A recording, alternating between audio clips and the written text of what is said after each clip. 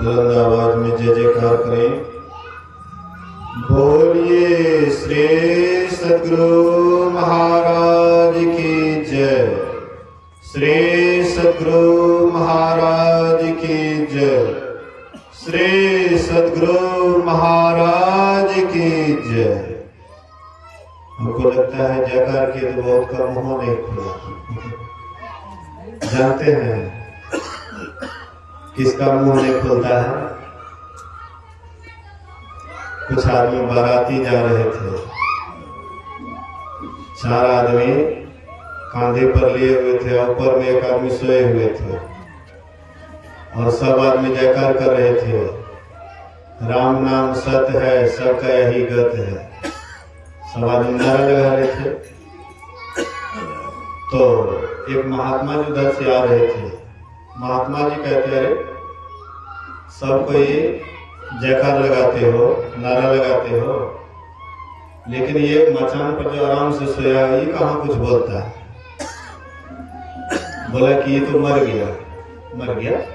उतारो नीचे। नीचे उतारा गया तो सब कुछ तो देखवे करते, मुंह है, कान है, नाक है, सब कुछ देखवे करते, मर क्या गया? बोले कि इसमें जो रहने वाला राम का अंश था वही सत्य हो गया। मृत्यु क्या है? सत्य है। जीवन असत्य है, लेकिन हम लोग मृत्यु से डरते हैं, सत्य से डरते हैं। संत महात्मा कहते मृत्यु ही सत्य है, वही है परमात्मा, वही है ईश्वर। राम नाम सत्य है, सबका यही गत है। तो जो अंतिम में चचरी पर बैठ जाता है वही नहीं बोल पाता है राम नाम सत्य है, सबका यही गत है। गुरु महाराज का जयकार वही नहीं बोलते, और जो गुरु महाराज का जयकार बोलते वही जिंदा है, बाद बाकी मुर्दा है। इस बार देखते तो नहीं बोलता है। बोलिए श्री सद्गुरु महाराज की जय। तैयो लगता है कुछ आदमी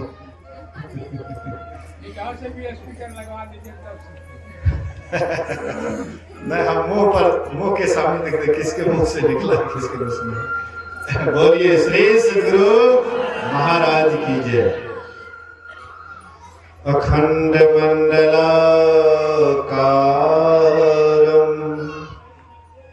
व्याप्तं येन चराचरं तत्पदं दर्शितं येन तस्मै श्री गुरुवे नमः। धन्य धन्य सतगुरु सुखद महिमा कही न जाए। जो कुछ कहा तुम्हारी कृपा मोते कछो न बसाए। समवेत समादरणीय सज्जन वृंद, आदरणीय माताओं तथा भक्तिमती बहनों, 2 दिवसीय संतमत सत्संग का आयोजन श्रद्धेय संजय जी और उनके छोटे भाई, दोनों भाइयों के द्वारा अपनी माता जी के अंतिम क्रिया के अवसर पर यह संतमत सत्संग का आयोजन किया है। यूं तो यहाँ पर सत्संग प्रेमियों की संख्या कम है, फिर भी जो भी है अगर वे ध्यान भजन करेंगे, सत्संग करेंगे, उनके अनेक साथी हो जाते हैं। आप अच्छा काम भी करते हैं उसके भी साथी होते हैं, और जो बुरे कर्म करते हैं उसके भी साथी होते हैं, सबके संगी होते हैं। कबीर साहब कहते हैं, कबीर जब हम पैदा हुए जग हंसे हम रोए, ऐसा करनी कर चले हम हंसे जग रोए। संसार में हम आप जब आते हैं तो उस समय में रोते हैं। रोना क्या है? दुख की निशानी है। बच्चा रोता क्यों है? इसलिए कि दुख हुआ। अगर बच्चे को दुख नहीं होता तो वे रोते नहीं, हंसते। तो कबीर साहब कहते हैं जब हम पैदा हुए थे उस समय में मैं रोया था तो संसार के लोग हंसे थे। जब बच्चा जन्म लेता है तो बच्चा उस समय रोता है, लेकिन अभिभावक, उनके जो कुटुंब परिवार है वे खुश होते हैं, हंसते हैं। कबीर साहब कहते हैं कि मैं भी जब पैदा हुआ था, जन्म लिया था, तो जग हंसे हम रोए। संसार हंसा था और मैं रोया था, लेकिन ऐसा करनी कर चले, यहां से इस तरह का कर्म करके जाइए कि संसार आपके लिए रोए और आप यहां से हंसते हुए जाएंगे। कबीर साहब जब शरीर छोड़े उनके लिए लाखों करोड़ों आदमी रोए। गुरु नानक देव जब शरीर छोड़े उनके लिए लाखों करोड़ों आदमी रोए। गुरु महाराज जी जब शरीर छोड़े लाखों करोड़ों आदमी रोए थे, क्योंकि उस तरह का कर्म करके गया कि लोग उनके लिए आंसू बहाए। हम आप भी ऐसा कर्म करें, लेकिन यह कर्म करने के लिए मानव शरीर ही उत्तम है। यह शरीर छोड़ करके कोई ऐसा शरीर नहीं है कि जिस शरीर में आकर के हम उत्तम से उत्तम कर्म कर सकते हैं या नीच से नीच कर्म भी कर सकते हैं। मनुष्य शरीर से हम ऊंचाई को प्राप्त कर सकते हैं और मानव शरीर से ही हम नीचाई की ओर जा सकते हैं। इस शरीर से हम स्वर्ग को कौन कहे परमात्मा तक को प्राप्त कर सकते हैं और इसी शरीर से हम नीचे से नीचे योनियों में भी जा सकते हैं, नरक में भी जा सकते हैं। इसलिए महापुरुषों ने कहने की कृपा की है कि ये मानव का शरीर उत्तम शरीर है, इससे उत्तम शरीर और कोई शरीर नहीं है। मनुष्य का शरीर कैसा है जानते हैं? लोहा के समान है। बोलिए श्री सद्गुरु महाराज की है।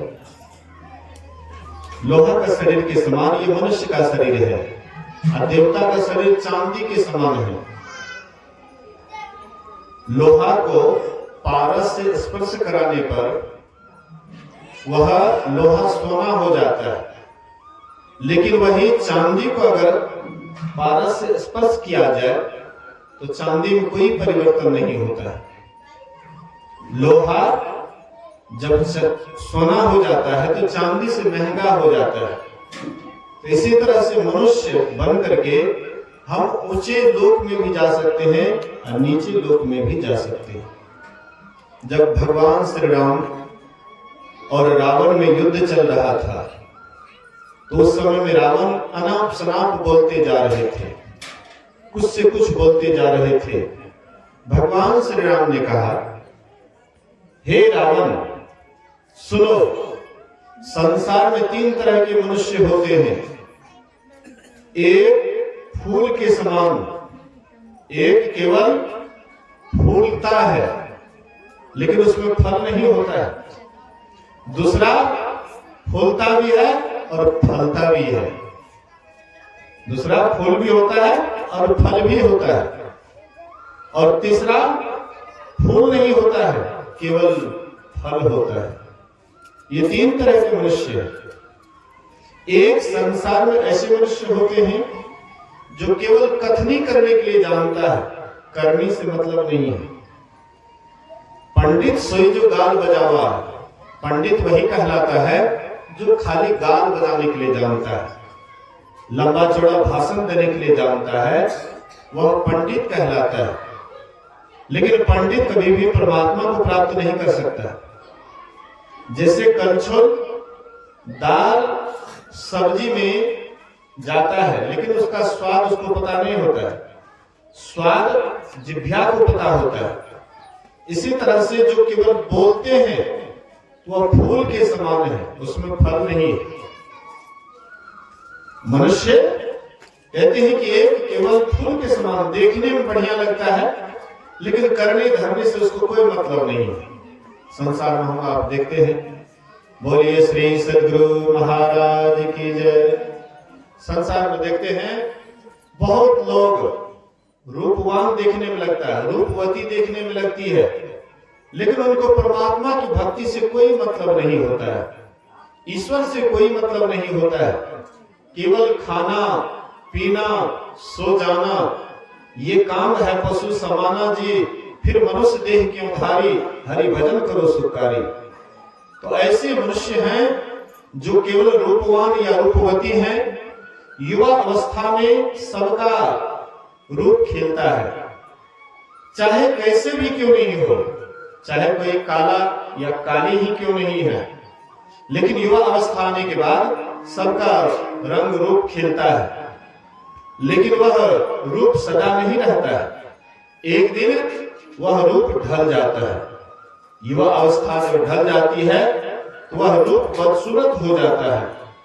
हम आप देखते हैं युवा अवस्था आने पर जब कोई बगल से युवती गुजरती है तो लोग उसको बहुत गौर से देखते हैं, और वही रास्ता से कोई माता गुजरती है, कोई वृद्धावस्था वाली बड़ी माई गुजरती है, कोई उनकी तरफ नहीं निहारता। तो युवा अवस्था फूल के समान है। युवा अवस्था में आकर के अगर आप परमात्मा की भक्ति नहीं करते हैं, ईश्वर की भक्ति नहीं करते हैं, ऐसे ही संसार में खाते हैं पीते हैं सो जाते हैं, तो समझ जाइए केवल फूल आप में है, फल नहीं है। मतलब मनुष्य शरीर छूटने के बाद आप फिर निचली योनि में चले जाइएगा, इसका कोई विशेष फल आपको प्राप्त नहीं होगा। दूसरे फल, फूल और फल, जैसे हम आप देखते हैं गुलाब का फूल होता है, उसमें केवल फूल होता है, फल नहीं होता है। उसके बाद फिर आम को देखिए, उसमें मंजर होता है, फूल होता है, और बाद में फल भी होता है। तो कुछ ऐसे मनुष्य हैं जो दूसरे को समझाता है और अपना भी करते हैं। कुछ ऋषि मुनि, कुछ संत महात्मा अपना भी ध्यान भजन करते हैं, ध्यान भजन के पराकाष्ठा को प्राप्त कर लेते हैं और दूसरे को भी वह मार्ग बताते हैं। गुरु महाराज जी ध्यान भी करते थे और बीच बीच में प्रचार प्रसार भी करते थे। पहले पैदल चल चल करके प्रचार करते थे, जब थोड़ा शरीर स्थिकित हो गया तो बैलगाड़ी से चल चल करके प्रचार करते थे, और उससे भी जब शरीर स्थिकित हो गया तो गुरु महाराज जी एम्बेसडर कार पर बैठ करके प्रचार प्रसार करते थे। तो ध्यान भी करते थे, प्रचार भी करते थे। तो ये फल और फूल दोनों उसमें है। और तीसरे होते हैं कटहल के समान। एक एक ऋषि मुनि जंगल में, पहाड़ में, गुफा में बैठ करके ध्यान ही केवल करते हैं, परमात्मा को प्राप्त कर लेते हैं, लेकिन दिन रात समाधियों में रहते हैं, ध्यान में रहते हैं। लेकिन गोस्वामी तुलसीदास जी महाराज कहते हैं कि जो ऐसे ध्यानी हैं, जो दिन रात समाधि में रहते हैं, ध्यान में रहते हैं, वे भी समाधि को छोड़ करके, ध्यान को छोड़ करके सत्संग से प्रेम करते हैं।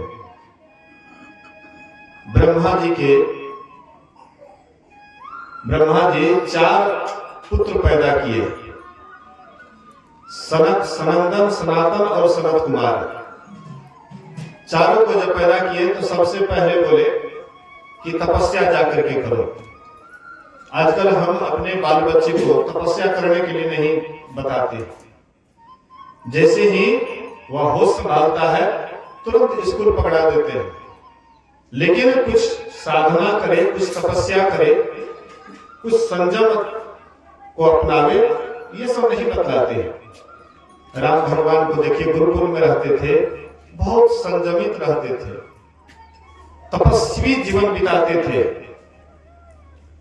पढ़ाई कम होता था, गुरुकुल में पढ़ाई कम होता था, लेकिन विद्यार्थी का मन बहुत एकाग्र रहता था, सेवा करते थे, हाँ, श्रद्धा से सेवा करते थे। सेवा से, कोई काम करने से मन की एकाग्रता बढ़ती है। और दिन रात केवल पढ़ते रहिएगा तो उससे भी एकाग्रता नहीं होती है, मन इधर उधर फैल जाता है। भगवान राम मुश्किल से 24 घंटा में 2 घंटा पढ़ाई करते थे, बाद बाकी सेवा सुरक्षा करते थे और पढ़ने में बहुत तेज। आपका जितना मन एकाग्र होता है उतना ही पढ़ने में आप आगे होते हैं। कोई भी पाठ आपको बहुत जल्दी याद तब हो सकता है जब आपका मन एकाग्र होता है।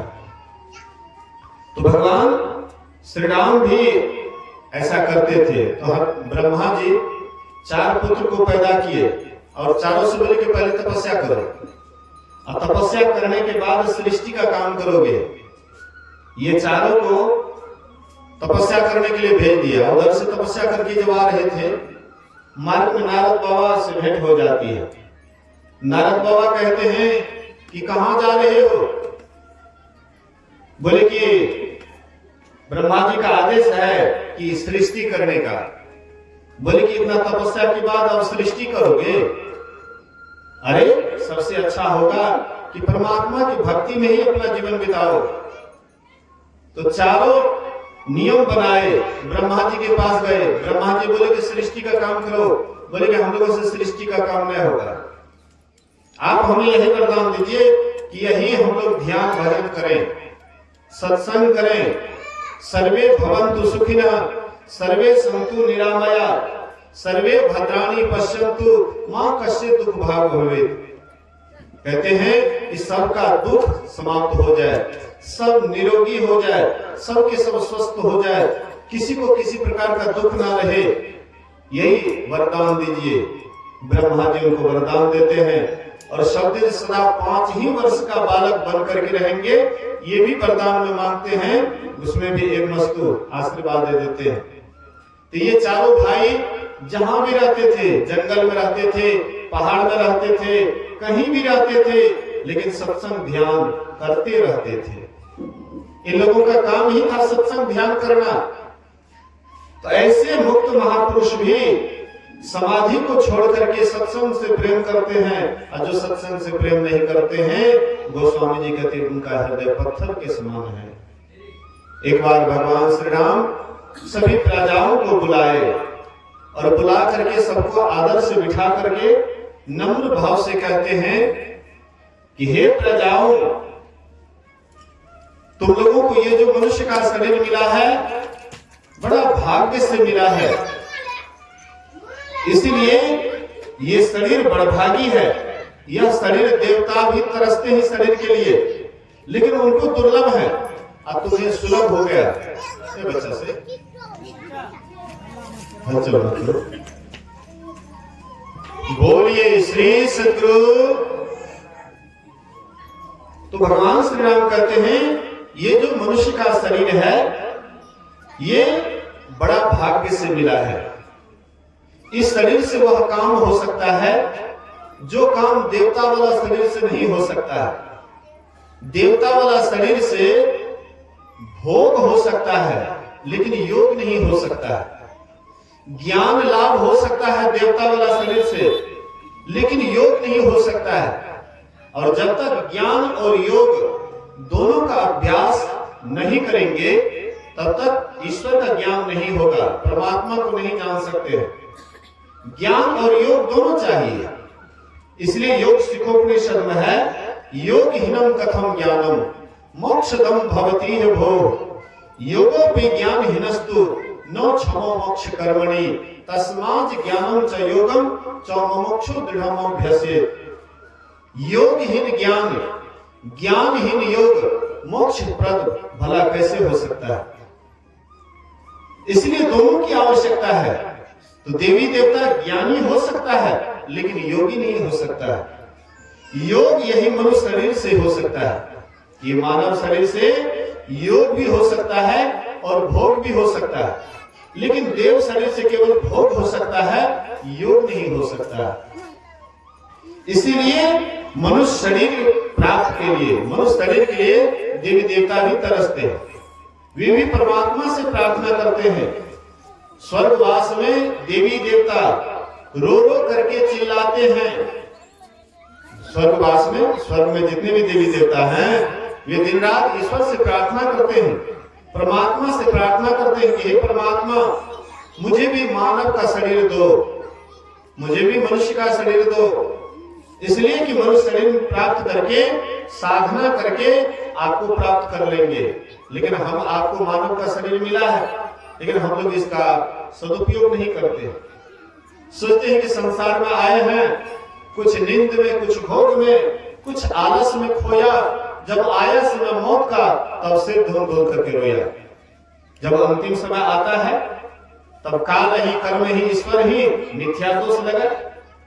कहते हैं कि हमको समय नहीं मिला, अब तो अंतिम समय आ गया है, अब तो मैं संसार से जा रहा हूं, इसलिए हमको परमात्मा की भक्ति करने का समय नहीं मिला। तो कौन आपको परमात्मा की भक्ति करने से रोकते हैं? बोलिए तो।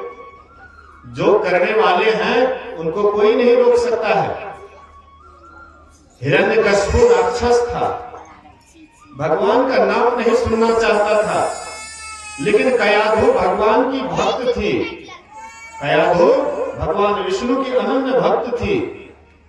वह भले ही हिरण्यकशिपु उसको नाम लेने के लिए नहीं देता था, लेकिन अंदर ही अंदर परमात्मा को भजती थी। इसलिए न भक्त प्रहलाद को जन्म दी। माँ अगर वैसी संस्कारी नहीं होती तो उसका पति एक नंबर का दानव और उसका पुत्र कैसे एक नंबर का भक्त हो जाएगा? अवश्य ही उसकी माँ एक नंबर की भक्तिन थी। कयाधु छुप करके परमात्मा का सुमरन ध्यान करते थे, परमात्मा का स्मरण करते थे। आपको कोई कितना हो बाहर से मना करे, लेकिन अगर आपको परमात्मा से सच्चा प्रेम है तो आप अंदर ही अंदर परमात्मा को भज करके परमात्मा को पा लीजिएगा। बाहर से ना आपके मुंह को बंद करेंगे कोई, लेकिन अंदर से जिसको लगाव है, प्रेम है, परमात्मा को प्राप्त कर लेंगे। तो कयाधु को भी अंदर से परमात्मा से प्रेम था। हम आप परमात्मा की भक्ति करें, कौन रोकेंगे? बहुत कम ऐसे आदमी हैं जो आपको ईश्वर भक्ति से रोकेंगे। इसलिए देवी देवता मनुष्य शरीर प्राप्त करने के लिए लालायित रहते हैं। हम आपको प्राप्त हैं। जो काम सहज में हो जाता है उसका हम लोग महत्व नहीं देते हैं। बोलिए श्री सद्गुरु महाराज की। हम आपको यह मनुष्य का शरीर सहज में मिल गया है, कोई खास परिश्रम नहीं करना पड़ा। जिसको राम भगवान कहते हैं, आकर 4,84,000 जोनी भ्रमत यह जीव अविनाशी, फिरत सदा माया कर प्रेरा, काल कर्म स्वभाव में घेरा, कबहुक करी करुणा नर देही, देत ईश बिनु हेतु स्नेही। और कारण ही स्नेह करने वाले परमात्मा, बिना कारण के। हम आप किसी से भी प्रेम करते हैं, स्नेह करते हैं, कोई कारण है। पति पत्नी से प्रेम करते, उसमें भी कारण है। बेटा माँ से या बेटी माँ से प्रेम करती है, उसमें भी कारण है। बेटी को आशा है कि माँ से जो मांगेंगे वो पूरा करेगी। बाप को बेटा से आशा है कि आगे चल करके यह बेटा हमको कमा करके खिलाएगा। भले ही नहीं खिलावे अलग बात है, लेकिन आशा बंधा हुआ है। लेकिन परमात्मा बिना कारण के और कारण से नहीं करने वाले परमात्मा कभी यह जीव को मनुष्य का शरीर देता है कि क्यों नहीं इसको एक अवसर दिया जाए, एक मौका दिया जाए, ताकि मेरी भक्ति करके यह मेरे पास आ जाए। कौन ऐसे माता पिता हैं जो अपने बाल बच्चे को दूर रखना चाहते हैं? कोई सोचते हैं कि हमारा बाल बच्चा हमसे दूर हो जाए, और जिसका बाल बच्चा दूर हो जाता है वो माता पिता कितना दुखी रहते हैं। देखिए तो, जिसका बाल बच्चा माँ बाप से बिछुड़ जाता है उसकी क्या दशा होती है। देखते हैं कहीं पर कोई बच्चा जो खो जाता है तो माँ बाप कितना दुखी रहते हैं, दिन रात बिकल रहते हैं, दिन रात रोते रहते हैं कि कैसे मेरा बाल बच्चा मेरे पास आ जाए। जैसे माँ बाप दुखी रहता है, वैसे बाल बच्चा भी माता पिता से दूर हट करके वे भी दुखी रहता है, वो भी सुखी नहीं रहता है। हम आपके माता पिता परम पिता परमात्मा है। यह जीव परमात्मा से अनंत काल से बिछड़ा हुआ है। अरबों खरबों वर्षों से जब से सृष्टि हुई है तभी से यह जीव परमात्मा से बिछड़ गया है। जीव जबते हरिते बिरगानियो, तबते देह गेह नि जानियो, माया बस स्वरूप बिसरायो, यही भ्रमते नाना दुख पायो। यह जीव परमात्मा से जब से अलग हुआ कहते हैं मुश्किल में अद्भुत मूसा, जब से यह संसार बना है तब ही से घुसा। ये जो मुश्किल देखते हैं मनुष्य शरीर का मुश्किल और भी मुश्किल है। हम लोग बहुत मुश्किल में गए हुए हैं। अभी मनुष्य शरीर भी मुश्किल में है। चूहा कीट पतंग जितने भी मुश्किल है सब में हम आप गए हैं। और जब से यह संसार बना है तभी से घुसा। तो ये जीव परमात्मा से जब तक अलग रहेगा, चाहे इनको कितना ही व्यवस्था में रखिए, खूब आलिशान मकान में रखिए, क्या यह जीव सुखी हो सकता है? बहुत बड़ा धनवान के घर में जन्म ले लीजिए, क्या आप सुखी हो जाएंगे? धनहीन कहे धनवान सुखी, धनवान कहे सुख राजा को भारी, राजा कहे चक्रवर्ती सुखी, चक्रवर्ती कहे सुख इंद्र को भारी, इंद्र कहे चतुरानंद सुखी, चतुरानंद कहे सुख विष्णु को भारी, तुलसीदास बिचारी कहे हरि भजन बिना सब जीव दुखारी। ईश्वर भक्ति के बिना कोई भी जीव क्यों नहीं है। बहुत बड़ा टाटा बिरला बन जाइए, मुकेश अंबानी बन जाइए, भारत का सबसे एक नंबर आप धनी हो जाइए, क्या आप सुखी हो जाएंगे? आज तक कोई कहने वाला संसार में नहीं हुआ कि बहुत बड़े धनी होकर के हम सुखी हो गए। हाँ, धनी होने के बाद वे दिन रात और परेशान रहते हैं, कभी अमन चैन से जी नहीं पाता है, दिन रात वह धन को संभालने में परेशान रहता है। गुरु महाराज कहते थे जिनके पास धन नहीं है वे धन के अभाव में दिन रात जलते रहता है, और जिसके पास धन हो जाता है वह दिन रात भूत की तरह नाचते रहता है। धन को संभालने के लिए दौड़ करके यहाँ, दौड़ करके वहां, दौड़ करके वहां, दौड़ करके वहां, कभी भी उसको चैन नहीं मिलता है। तो दोनों में से कोई सुखी नहीं है। इसलिए संत महापुरुष कहते हैं इस मानव शरीर में वही सुखी है जो परमात्मा से मिलने के लिए कोशिश करता है। बच्चा जब छोटा रहता है तो पहले वह चलता है, गिरता है, फिर चलता है, फिर गिरता है, लेकिन गिरता है तो बच्चा फिर उठता है। ये नहीं कि गिर जाता है तो गिरले रह जाता है, गिरता है फिर खड़ा होता है, फिर गिरता है फिर खड़ा होता है, और ऐसे गिरते उठते एक दिन खूब बढ़िया से चलने लग जाता है, दौड़ने लग जाता है।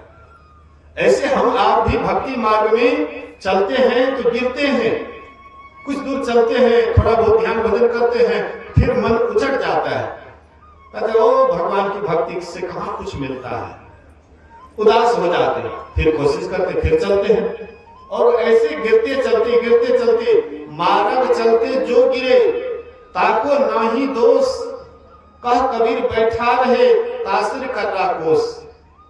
कहते हैं कि जो मार्ग चलते हुए गिरता है तो वही एक दिन संभल करके भी चलता है, लेकिन मार्ग चलने के लिए कोई कोशिश भी नहीं करता है तो सब दिन वह विकलांग होकर के, लंगड़ा होकर के, वैसे ही लौथ होकर के पड़ा रहता है। जो बच्चा कभी चलने का कोशिश नहीं करता है वो बच्चा कभी चलता है लौथ हो जाता है, नाकामयाब हो जाता है, हाथ पर रहते हुए भी चल नहीं पाता है। लेकिन जो बच्चा कोशिश करता है, हिम्मत से मरते तो मरते खुदा, जो अपना हिम्मत लगाते हैं तो परमात्मा उसकी मदद करते हैं। भक्ति मार्ग में भी जो कोशिश करते हैं चलने का, वह एक दिन परमात्मा को प्राप्त कर लेते हैं, और जो कभी चलने का कोशिश ही नहीं करते हैं, जो आराम से बैठे हुए रहते हैं, परमात्मा से कोई मतलब नहीं रहता है, तो वह जीव और दुखी रहता है और दिन रात दुखी रहता है। इसलिए संत महापुरुष कहते हैं ये मनुष्य का शरीर बहुत उत्तम शरीर है। ये शरीर प्राप्त करके हम परमात्मा बनने की क्षमता रखते हैं, लेकिन देवता ऐसी क्षमता नहीं रखते हैं। लेकिन हम आप में क्षमता है, देवता से भी ऊंचाई को प्राप्त कर सकते हैं, स्वर्ग की भी ऊंचाई को प्राप्त कर सकते हैं। इसलिए संत तुलसी साहब ने करने की कृपा की, नरतम दुर्लभ देव को सब कोई कहत पुकार, देव दे ही नहीं पावे, ऐसे मूर्ख जन जो स्वर्ग की आस लगावे, पुण्य छीन सोई देव स्वर्ग से नरक में आवे, भर में चारों खानी पुण्य कहिता ही रिझावे, तुलसी सतमत तत् कहे स्वर्ग पर करे खखार, नरतम दुर्लभ देव को सब कोई कहत पुकार। मनुष्य शरीर देवता को दुर्लभ है, ऐसा सभी पुकार करके कहते हैं। मानव शरीर देवता को दुर्लभ है, ऐसा सब कोई कहते हैं। इसलिए हम आपको मानव का शरीर मिला है, उत्तम शरीर मिला है। इससे उत्तम शरीर और कोई शरीर नहीं है। इसलिए इस शरीर में आकर के ईश्वर परमात्मा का भजन करना चाहिए, भक्ति करनी चाहिए। भगवान राम कहते हैं, जो परलोक यहाँ सुख चाहो, असुनि मम वचन हृदय दिलगाओ। यहाँ भी सुखी होना चाहते हो, यहाँ से जाने के बाद भी सुखी होना चाहते हो, तो मेरी भक्ति करो। और जब तक भक्ति नहीं करेंगे, भक्ति बिना जो निस्तरे लाख करे जो कोई, भक्ति के बिना आज तक किसी का उद्धार नहीं हुआ है, किसी का कल्याण नहीं हुआ है। जो भी भक्ति किए उसी का कल्याण हुआ, और जो भक्ति से विमुख रहे वह कल्याण उसको नहीं हुआ। इसलिए हम आप भी कल्याण चाहते हैं, मनुष्य के शरीर में आए हैं, उत्तम शरीर मिला है, इससे परमात्मा का भजन कर लीजिए। सुखिरत कर ले, नाम सुमर ले, को जाने कल की जगत में खबर नहीं पल की। कबीर साहब कहते हैं, सुखिरत कर ले। गुरु महाराज जी अंतिम समय जब गुरु महाराज जी का था, शरीर छोड़ने वाले थे, उस समय में भक्तों ने प्रार्थना की कि हुजूर अंतिम में कुछ उपदेश किया जाए, कुछ उपदेश किया जाए। तो गुरु महाराज जी यही कबीर साहब के भजन को दोहराए थे। सुखिरत कर ले, नाम सुमर ले, को जाने कल की जगत में खबर नहीं पल की। सुकिरत कर ले, सु मतलब अच्छा, किरत मतलब कर्म, सुंदर कर्म कर ले। संसार में सुंदर कर्म एक पर एक सुंदर कर्म है, लेकिन सबसे एक नंबर में अगर कोई सुंदर कर्म है तो वह है परमात्मा की भक्ति, ईश्वर की भक्ति। ईश्वर की भक्ति से बढ़कर के संसार में और कोई दूसरा सुंदर कर्म नहीं है। यह जीव जहां से आया है वहां इसको ले जाकर के मिला दीजिए, यही सबसे एक नंबर की भक्ति है। तो कहते हैं सुकिरत कर ले, नाम सुमर ले। हम आप जिसका नाम जपते हैं दिन रात उसी का ख्याल होता है। अगर हम ईश्वर परमात्मा का नाम सुमरन करते हैं तो दिन रात ईश्वर परमात्मा के ही ख्याल में रहते हैं। सुकिरत कर ले, नाम सुमर ले, वो जाने कल की, जगत में खबर नहीं पल की। हम लोग सोचते हैं कि अभी तो बहुत लंबा जीवन है, भगवान की भक्ति बाद में देखेंगे, पहले संसार का काम कर लेते हैं, संसार का संभाल कर लेते हैं, बाद में परमात्मा की भक्ति करेंगे। लेकिन कहते हैं वो जाने कल की, कल को कौन जानता है? एक पलक की खबर नहीं, करे काल की आस, काल अचानक मारसी जमती तरको बाज। एक पल की भी ठिकाना नहीं है। हम लोग कल की आशा करते हैं कि कल करेंगे। कल को किसने देखा है? कल को किसने देखा है? एक महाभारत में एक कहानी आया है। एक कृष्णदत्त नाम का ब्राह्मण था। बोलिए श्री सद्गुरु महाराज की जय। कृष्णदत्त नाम का ब्राह्मण था और वे जब तक किसी को भोजन नहीं कराते थे, कोई अतिथि की सेवा नहीं करते थे, तब तक खुद भोजन नहीं करते थे। उनका नियम था, कृष्णदत्त ब्राह्मण का नियम था कि जब तक कोई अतिथि सेवा नहीं करते थे तब तक स्वयं भोजन नहीं करते थे। एक दिन संजोग से कोई अतिथि नहीं आया, दिन ढलने के लिए चल गया, दिन झुक गया, लेकिन कोई अतिथि नहीं आया। भगवान से प्रार्थना करते हैं, प्रभु लगता मेरा परिवार बना हुआ भोजन ऐसे ही रह जाएगा, सब भूखे रह जाएंगे। प्रभु की मौज, स्वयं प्रभु साधु का भेष बना करके, हाँ परमात्मा स्वयं साधु का वेश बना करके भक्त की रक्षा भगवान करते हैं। भक्त के टेक को भगवान रखते हैं। तो भगवान स्वयं साधु का वेश बना करके वह कृष्णदत्त ब्राह्मण के यहाँ आए। उनकी पत्नी देखते हैं कि आहा साधु बाबा मेरे दरवाजे पर आए हैं, चरण धो करके चरणामृत लेते हैं। उसके बाद साधु बाबा को भोजन कराने के लिए ले जाते हैं, भोजन कराते हैं, चौका उका दे करके भोजन कराए। बाद में महात्मा जी भोजन कर लेते हैं, तब पूछते हैं कि तुम लोग भजन भेद ली है, दीक्षा ली है? कहते नहीं बाबा, दीक्षा तो नहीं लिए हैं। कहते वो मेरा इतने दिन का तपस्या सब बेकार हो गया, निवरा के हाथ से भोजन कर लिए, इतना दिन का तपस्या मेरा बेकार चला गया। ये अन्न जब तक रहेगा पेट में तब तक भजन नहीं होगा। तो वे क्या करते हैं, 2 उंगली कंठ की तरफ दे करके और जितना भी खाए थे सब क्या कर दिए।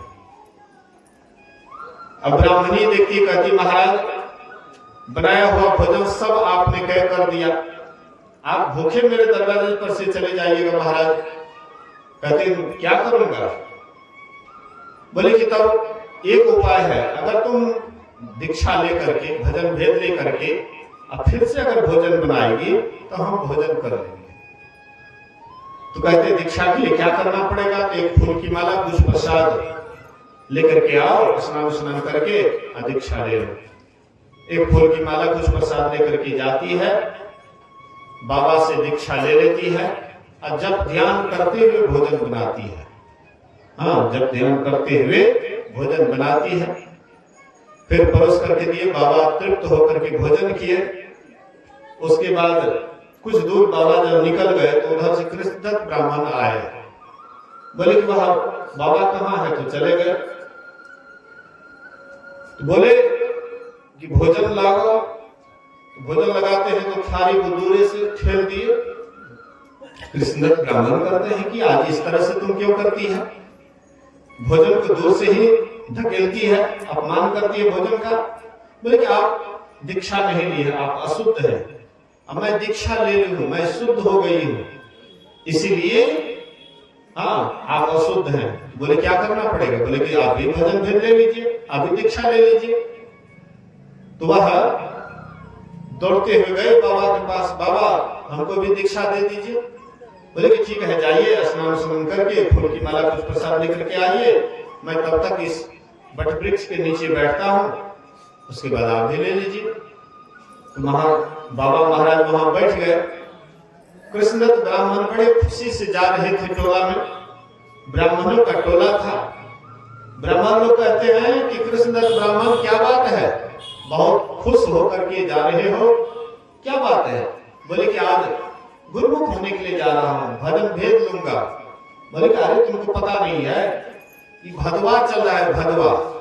एक भदवा में कोई भजन भेद नहीं लेना चाहिए, शुभ कर्म नहीं करना चाहिए। 7 दिन के बाद जब भदवा उतर जाएगा तब तुम दीक्षा ले लेना। तो उसके दिमाग में बैठ गया कि ठीक है 7 दिन के बाद ले लेंगे। जैसे हम लोग भी सोचते हैं कि अच्छा बाद में देखेंगे, अभी बहुत उम्र है, हाँ कभी मौका लगेगा ले लेंगे। वे भी सोचते हैं अच्छा कभी मौका लगेगा ले लेंगे। तो 7 दिन के अंदर ही वह ब्राह्मण की मृत्यु हो जाती है, भदवे के अंदर उसकी मृत्यु हो जाती है। तो वह ब्राह्मण जब शरीर छोड़ता है, बहुत पुण्यात्मा था।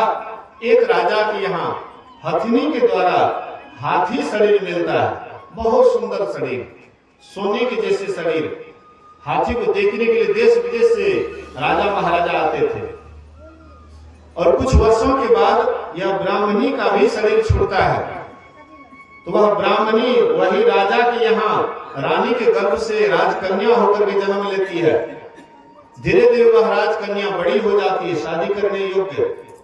राजा को चिंता होती है इसका स्वयंवर होना चाहिए। राजा ढोलहा पिटा दिया, आज दिन के 7वें दिन राजकुमारी का स्वयंवर होगा। हाथी जो ये बात सुना, उसको पूर्व जन्म का ख्याल हो गया कि मेरी पत्नी है अगले जन्म की, आई मेरे रहते हुए किसी के हाथ चले जाए, ये मुझे बर्दाश्त नहीं होगा। तो ये खाना पीना छोड़ दिए, हाथी खाना पीना छोड़ दिए।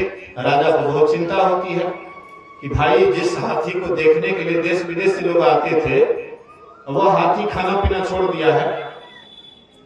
तो राजा वैद्य को बुलाए, हकीम को बुलाए, डॉक्टर को बुलाए, लेकिन कोई वैद्य हकीम क्या करेंगे?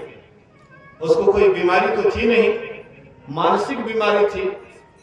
तो वह राजकुमारी कहती है राजा से कि महाराज अगर आप कहिए तो मैं वो हाथी को स्वस्थ कर सकती हूँ, इलाज कर सकती हूँ। बोले कि पुत्री अच्छा होगा, इसी तरह से इसको तुम ठीक कर दो। फरन आवाज हल्का कम कर दीजिए। फरन बोलिए श्री सद्गुरु। तो राजकुमारी कहती है, थोड़ा कम कीजिए, कम कीजिए। बोलिए श्री सद्गुरु महाराज की जय। तो और कम कीजिए ना, कहाँ कम कर रहे हैं? Hello hello hello hello. तो राजकुमारी कहती है कि मैं ठीक कर सकती हूँ। बोले कि पुत्र ठीक है, ठीक कर दो। तो वह जाती है और हाथी के कान में कहती है कि हम आपको बोले थे भजन भेज देने के लिए, लेकिन आप बोले कि भदवा है, लेकिन भदवे में शरीर छूट गया। बोलिए आप हाथी में आ गए और मैं मनुष्य होकर के जन्म ली, राजकुमारी होकर के जन्म ली।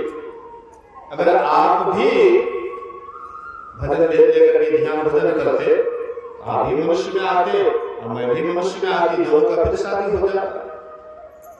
हाथी बोलते अब तो चूक गया, अब तो गलती हो गई, लेकिन अब क्या उपाय होगा? बोले कि चिंता मत कीजिए, मैं आपको ही पति मान लूंगी। जहां पर सब राजा महाराजा होंगे, आप भी एक साइड में किनारे में बैठ जाइएगा, मैं आपके गले में जयमाला डाल दूंगी। तो राजकुमारी स्वयंवर होता है, जयमाला लेकर के घूमती है। घूमते घूमते और हाथी के गले में जयमाला डाल दिया। लोगों ने कहा कि एक बार गलती हो गया, दोबारा मौका दिया जाए। राजकुमारी फिर जाती है और हाथी के गले में जयमाला डाल देती है। एक बार, दो बार, तीन बार, चार बार होता है। लोगों में हल्ला होने लग जाता है कि राजा का जमा हाथी, राजा का जमा हाथी। राजा को कुल का कलंक बुझाया। बोले कि दोनों को ले जाओ और बुट्टी बुट्टी काट करके नदी में भसा दो, क्योंकि ये कुल का कलंक है। जल्लाद उसको ले जा रहे थे रास्ते से, उधर से नारद बाबा आ रहे थे। नारद बाबा देखते हैं कि इतना सुंदर हाथी, इतनी सुंदरी राजकुमारी, दोनों को कहां ले जा रहे हो? बोले कि ऐसी बात पूरा परिस्थिति से अवगत कराए।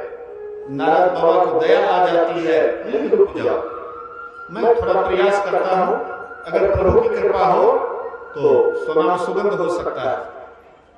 नारद बाबा के पास में कमंडल में जल था, उससे लिए मंत्र पढ़ करके हाथी के ऊपर छिड़क दिए। हाथी 25 वर्ष का राजकुमार बन जाता है। फिर जल्लाद दोनों को ले गए राजा के पास।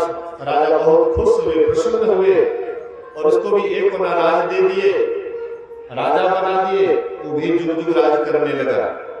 मेरे कहने का ये आशय है कि मनुष्य शरीर में आकर के लोग टाला टूली करते हैं कि अच्छा आज नहीं कल भजूंगा, कल कहे फिर काल, आजकल के करत नहीं और सब जासी चाल। इसलिए संत कबीर साहब कहते हैं, झूठ कपट कर माया जोड़ी, बात कर छल की, पाप की पोट धरे सिर पर, किस विधि होए हर की, जगत में खबर नहीं पर की। कहते हैं ये संसार झूठ कपट करके माया जुड़ा हुआ है, हम हमेशा छल की बातें करते हैं। इसलिए जो इस संसार में आते हैं, छल प्रपंच में नहीं पड़ करके परमात्मा की भक्ति करते हैं, तो वही एक दिन परमात्मा को प्राप्त करते हैं। इसलिए ईश्वर की भक्ति करने के लिए हम आप संसार में आए हैं। इस शरीर में आकर के परमात्मा की भक्ति करिएगा, आप एकदम आनंद से रहिएगा। और यहाँ आकर के अगर परमात्मा की भक्ति नहीं करके संसार की तरफ ही जाइएगा, एक दिन ये संसार धोखा देंगे और आप कहीं का नहीं रहिएगा। परमात्मा की भक्ति करिएगा, आप इहलोक और परलोक दोनों जगह सुखी हो सकते हैं।